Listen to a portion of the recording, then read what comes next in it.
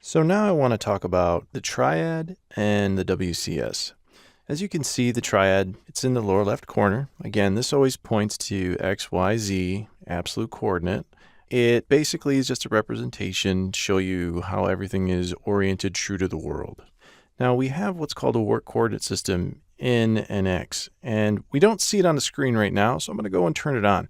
And by default, in a lot of places, you may not have it pop up, so you won't be able to see it, but it's there. It's always there, and it's something that it's very important you understand what it is, but you may not directly use it. So to go turn it on, I'm going to go under Tools, and under the More gallery, you'll see I have all these icons for the WCS, or Work Coordinate System. And I'm going to turn on the display. Currently, the Work Coordinate System is oriented to my absolute, my triad. You can see that X, Y, Z all align. If I double click on this, you'll notice that I can change this. Change the orientation, where it's located. Snap angle is just how much it takes for this thing to snap into the next position. So I have to move at least 45 degrees before it snaps to that new location. If I change this to say 5 degrees, then now when I change the angle, you'll notice the snap increment is much less, so it snaps.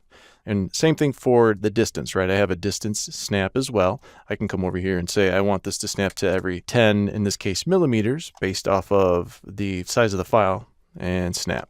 Now, with this work coordinate system, you're going to use basically a dynamic work coordinate system when you create a sketch, when you move components around in an assembly, and it's always there, but it's going to be defined based off of your inputs. So when I go into a sketch, you're going to be defining a plane to draw on. By default, if you don't specify a plane, everything goes to the XY. And it's very important that you understand that work coordinate system is driving geometry. You'll see that in pull downs in various locations. Some of the tools reference the WCS, or it'll reference a CSIS. A CSIS is basically a saved location of the work coordinate system.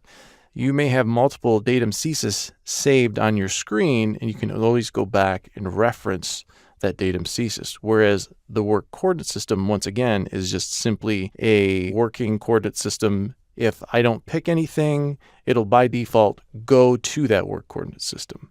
Now, once I get it into position that I want, I just simply click the middle mouse button.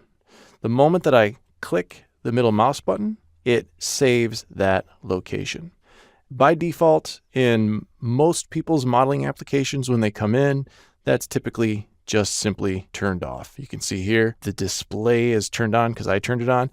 A lot of times within the assemblies application, when you create a new assembly or you're bringing data in, it's going to display a WCS for you. Again, it's a work coordinate system. It's going to be based off of the component that you're bringing in. So just something to be aware of. Again, are you going to directly manipulate it in NX12 in the newer product? Probably not. When you get into, let's say you're working with parts that were made 5 years ago, 6 years ago, 7 years ago, 10 years ago, then chances are you're going to have to understand how to manipulate the WCS.